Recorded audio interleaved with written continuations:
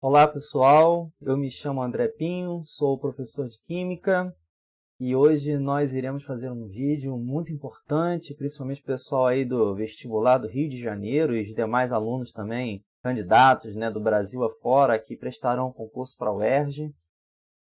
Vamos tentar resolver, vou resolver, tentar não, porque eu já resolvi. Vamos resolver aqui a questão 7 do vestibular da UERJ 2020, o primeiro exame de qualificação.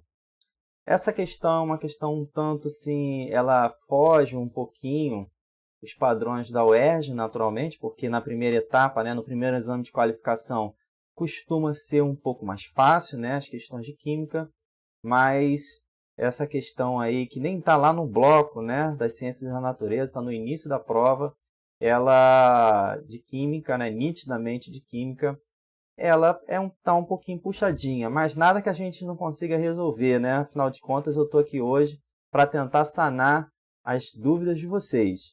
Tentei fazer da forma mais simplificada possível. Eu não tenho uma mesa digitalizadora, então eu tive que digitar cada pontinho, ali no mesmo slide, para que não saísse, não perdesse o raciocínio da questão. E vamos lá, vamos ver como é que vai ser isso daí. Conforme o tempo for passando, futuramente eu vou tentando melhorar aí as apresentações, futuramente adquirindo uma mesa digitalizadora para ir fazendo passo a passo. Mas eu acho que ficou maneiro. Vamos acompanhar a resolução. Vamos para a questão. Bom, nós temos uma questão que tem um texto carregado, mas que se a gente ler com atenção, a gente vai conseguir elucidar bem essas questões. Vamos lá. Com o reflorestamento, é possível minimizar os efeitos do aquecimento global, tendo em vista que uma árvore consegue captar, em média, 15,6 kg de CO2 lançado na atmosfera por um ano. Sabe-se que na combustão completa da gasolina, todos os átomos de carbono são convertidos em moléculas de CO2. Admitindo que 1 litro de gasolina contém 600 gramas de isoctano, 200 gramas de etanol, no período de um ano, uma árvore será capaz de captar o CO2 emitido na combustão completa de X litros de gasolina. O valor de X corresponde aproximadamente a... Bom, a primeira coisa é que eu tirei aqui as opções de marcar para que eu pudesse ganhar o máximo de espaço possível para poder escrever, já que eu não utilizarei 2 slides, eu consegui colocar tudo no slide só e passo a passo. Então, vou aqui acionar meu marcadorzinho a laser, para poder facilitar. E a primeira coisa que a gente tem que fazer nesses tipos de questões é conseguir separar os dados, que não é fácil. Então, o primeiro dado que a gente vai tirar da questão é o seguinte, um dado importantíssimo, ele fala aqui, uma árvore capta 15,6 kg de CO2, tá? Isso daí num tempo de um ano, ok? Então, nós temos aqui, lançado na atmosfera por um ano. Essa informação está aqui. Claro que isso é em média, mas serão esses dados que esse dado que nós iremos utilizar para a correção da questão. Ele também fala o seguinte, que 1 litro de gasolina contém uma mistura. Que mistura é essa? Uma mistura de isoctano, de 600 gramas e 200 gramas de etanol. Isso aí é devido à legislação brasileira que permite essa proporção. Nesse caso aqui, está de 75% de isoctano e 25% de etanol, tá? Então, vamos para as próximas informações. A próxima informação é o seguinte, eu separei por etapas. A primeira etapa que nós temos que fazer é escrever as reações de combustão do isoctano e do etanol. Lembrando, que é um processo, uma reação, vamos botar assim, é uma reação de combustão que está ocorrendo aí. A primeira reação do isoctano é essa daqui. Bom, claro que eu não vou sair atropelando nada, eu acho que o ideal é a gente discutir, Preste bastante atenção que na questão aqui, sabe-se que na combustão completa da gasolina, essa parte aqui é fundamental. Por quê? Porque ele está dizendo qual é o tipo de reação que está ocorrendo. E a reação que está ocorrendo é de quê? De combustão de um composto orgânico. Nesse caso, o isoctano e o etanol. E nós temos que saber o seguinte, toda reação de combustão, ela possui uma característica. Que característica é essa? Você vai ter, né, o combustível, que vai ser o C8H18, vamos ter o oxigênio, ok? Responsável aí pela combustão, e vamos ter o produto, sempre esse produto, vai ser o quê? CO2 mais água, isso para a reação de combustão de hidrocarbonetos e os álcools, lembrando que são hidrocarbonetos. Então lá estão todos os participantes, o hidrocarboneto, temos o restante que é a parte da combustão, o oxigênio, né, o CO2 formado e água, ou seja, toda reação de combustão de um hidrocarboneto e de um álcool gerará como produto CO2 e água. Vamos para a próxima. A segunda reação de combustão é do etanol, olha aqui, ó. Vai ser o quê? O etanol, o gás oxigênio e o que vai produzir sempre? CO2 mais água. Só que olha só, se vocês observarem, a reação ela não está balanceada, temos que balancear esta equação. Com isso, a gente vai demandar um certo tempo. Esse vídeo, talvez, ele não fique curtinho, né? Ele vai ser um pouquinho mais longo, mas é importante que você assista ele até o final por conta da linha de raciocínio. Então, vamos começar a balancear essa equação? Muitas pessoas têm problema para poder fazer o balanceamento de equações. Nós aqui utilizaremos aquela sigla, macho, muito utilizado por muitos professores, na qual M, né, significa metal, o A, os ametais, o C, o carbono, o H, o hidrogênio e o O, o oxigênio, macho, seguindo essa ordem primeiro, né? Você vai ter que analisar essa ordem primeiro. Será que tem metal? Quanto que tem? Será que tem ametais? Quanto que tem? Será que tem carbono, hidrogênio ou oxigênio? Então, vocês vão seguir essa ordem para o balanceamento. Então, vamos lá. Primeiro, claro que carbono é, né, um ametal, mas ele faz parte lá da ordem da sigla e ele vem na terceira prioridade, porque vem metal, ametal, depois carbono, quando você escreve a palavrinha macho, tá? Quantos carbonos tem do lado esquerdo? Bom, olha aqui, ó, a atomicidade. Tem 8 carbonos. Então, o que eu devo fazer? Pegar esse 8 e colocar na frente da molécula, tá? Então, nós temos lá 8. Eu não posso vir aqui embaixo e colocar o 8. Tem que ser na frente, construindo ali os coeficientes estequiométricos para balancear. Qual é o próximo da sigla, né? Depois do carbono? É o hidrogênio. Quantos hidrogênios tem aqui? 18 hidrogênios. Que número que vezes 2 dá 18? É o 9. Então, olha aqui, ó, 9 vezes 2, 18. Acabei de balancear o hidrogênio.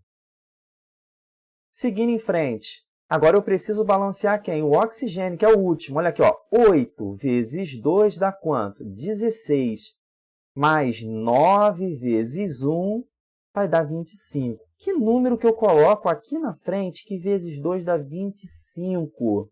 É o 12,5 que nós representaremos por 25 meios, ok? Agora vamos lá para a próxima equação. Lembrando que está tudo balanceadinho, tá? Se vocês conferirem, vai estar tudo bonitinho.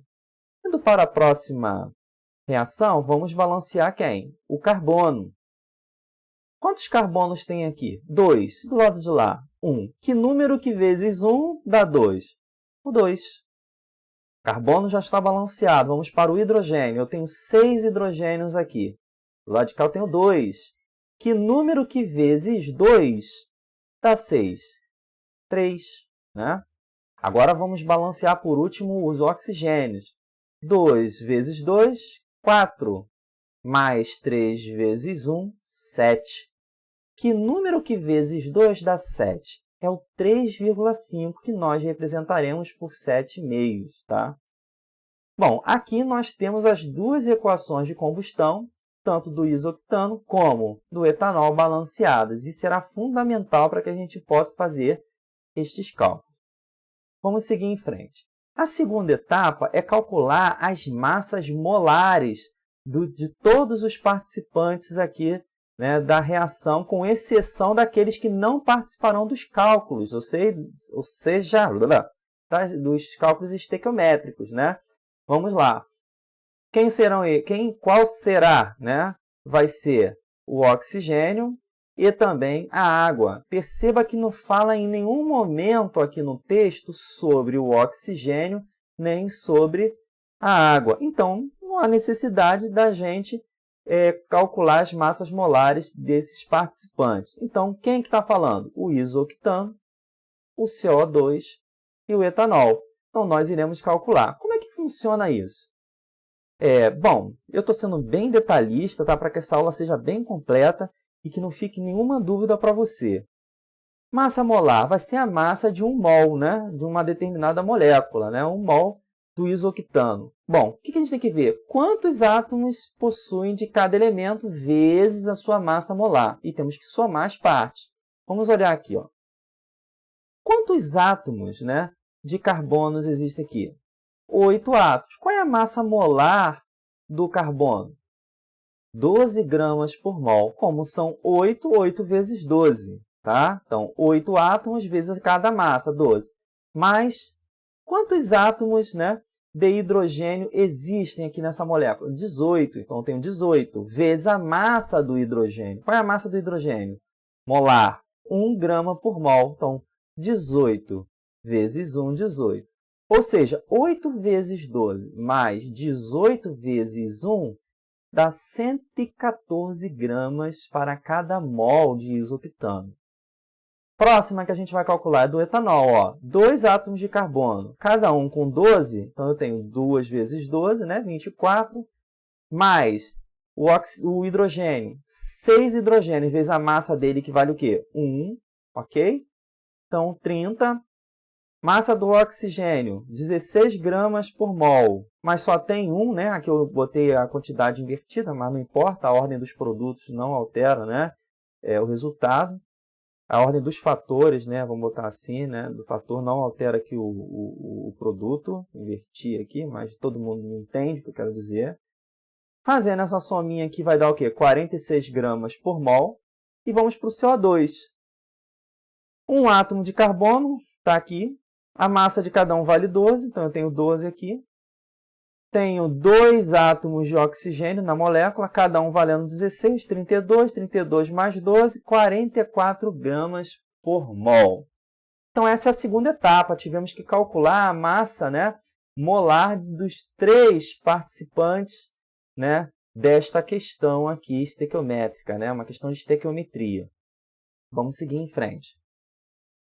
Então, vamos lá. Qual vai ser a massa aqui que a gente descobriu dele? Está aí, 114 gramas por mol. Foi aqui, a primeira que nós calculamos.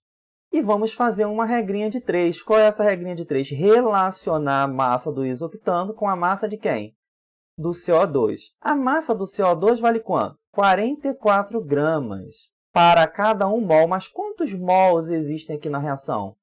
8 mols. Então, eu tenho que ter 8 vezes 44.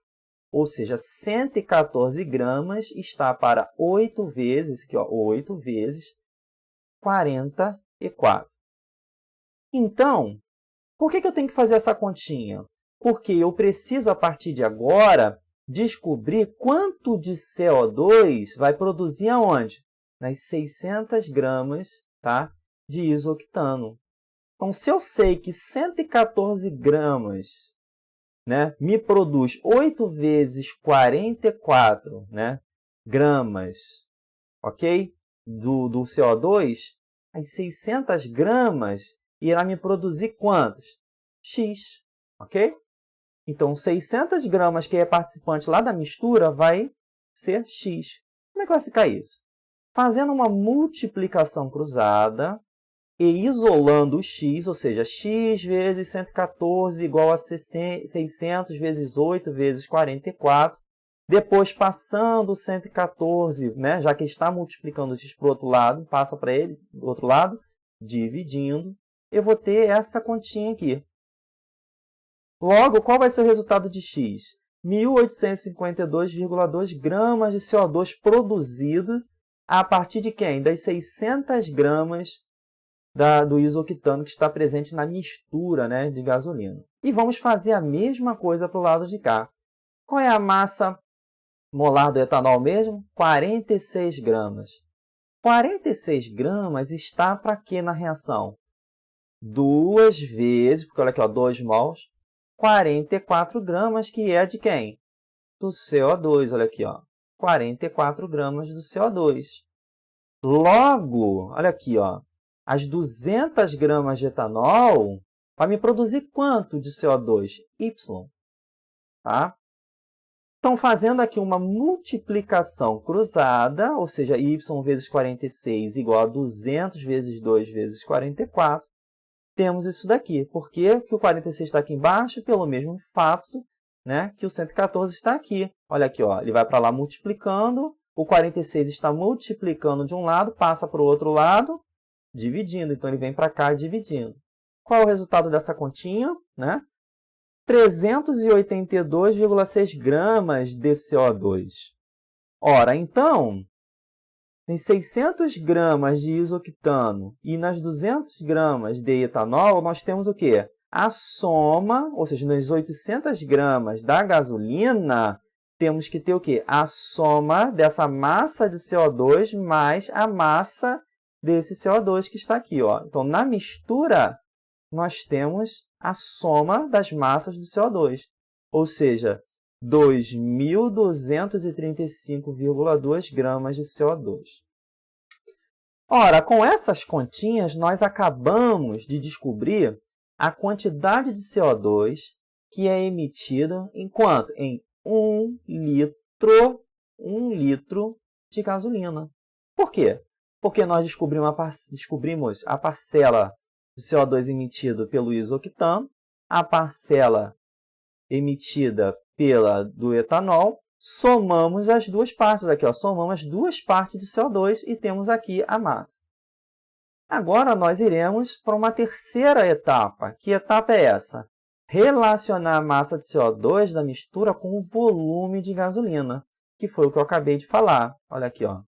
1 litro de gasolina produz, né, 2.235,2 gramas de CO2. Agora, meu irmão, é fácil, porque a gente já está na fase final das continhas, tá? O que a gente vai fazer agora? Última etapa, fazer uma relação litro de gasolina para CO2. Por que a gente vai fazer isso? Porque ele diz, olha aqui, ó, que ele tem uma emissão de CO2, tá? Tem uma absorção de CO2 pela árvore, que é quanto? Anual, de 15,6 kg de CO2 anual que uma árvore consegue. E temos uma relação de litros, né, de gasolina aqui. Então, a gente vai ter que relacionar a quantidade de gasolina com a massa de CO2 para que a gente possa saber, né, quanto que cada árvore consome em relação a litros. Né? Vamos botar assim, relacionando os litros de gasolina, só aqui dentro na forma de CO2. Vamos lá. Ora, se 1 litro de gasolina produz 2.235,2 gramas de CO2, quantos litros de gasolina será responsável por 15.600 gramas? Aí você vai perguntar, professor, de onde que saiu 15.600 gramas?